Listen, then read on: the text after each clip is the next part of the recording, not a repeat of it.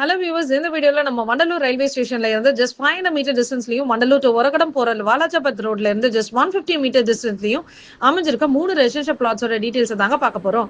நம்ம பிளாட்ல இருந்து ஜஸ்ட் 600 மீட்டர்ஸ்ல நம்ம வண்டலூர் ஜிஎஸ்டி ரோட், அதாவது NH45 ரீச் பண்ணலாங்க. அந்த அளவுக்கு பிரைமான லொகேஷன்ல தாங்க நம்மளோட இந்த 3 பிளாட்ஸ் அமைஞ்சிருக்கு. நீங்க நினைக்கலாம் இவ்வளவு பிரைமான லொகேஷன்ல இருக்கு, சோ ரேட்லாம் அதிகமா இருக்கும்னு. அதாங்க இல்லைங்க.